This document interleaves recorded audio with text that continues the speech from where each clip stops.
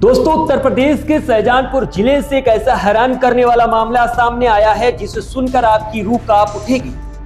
जरा सोचिए, जिस मां ने 9 महीने तक कोख में रखा, दूसरों के घरों में काम करके अपने खून पसीने से पाला पोसा और बड़ा किया, उसी मां की ममता और त्याग को बेटी ने प्रेम के अंधे रिश्ते में भुला डाला।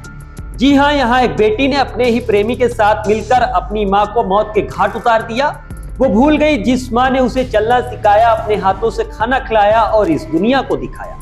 उसी मां के खून से उसने अपने हाथ रंग डाले। इंसानियत को शर्मसार करने वाली इस वारदात में आरोपी बेटी और उसका प्रेमी ने न केवल हत्या की, बल्कि पहचान छुपाने के लिए मां के चेहरे और शरीर को भी जला डाला। सबसे चौंकाने वाली बात यह है कि हत्या डीएम कंपाउंड के भीतर हुई। 2 साल पुराने इस मामले में कोर्ट ने बड़ा फैसला सुनाया है। अपर जिला जज आशीष वर्मा ने आरोपी बेटी और उसके प्रेमी दोनों को उम्र कैद की सजा सुनाई है।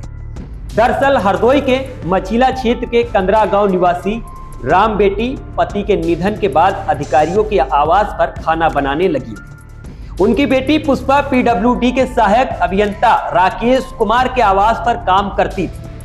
राकेश शादीशुदा था, लेकिन अपनी पत्नी पिंकी से विवाद के कारण अलग रहता था। इस बीच उसकी पुष्पा से नजदीकी बढ़ने लगी, जिसका पता चलने पर राम बेटी ने विरोध शुरू कर दिया। यानी अपनी बेटी का राम बेटी ने विरोध किया। 17 जुलाई की रात वो जब पुष्पा से मिलने गया तो राम बेटी ने नाराजगी जताई, जिसको लेकर पुष्पा ने उनसे झगड़ा किया। उसके बाद राकेश को फोन करके रात में ही निपटारा करने के लिए कहा, यानी अपनी मां को मार डालने के लिए पूरा प्लान बनाया। कुछ देर बाद वहां पर राकेश फिर से पहुंचा तो उसके पास लोहे की राड थी, जिससे उसने घर में सो रही राम बेटी के ऊपर ताबड़तोड़ प्रहार किए, जिससे उनकी मौत हो गई, जिसके बाद चेहरे व शरीर को जला दिया गया।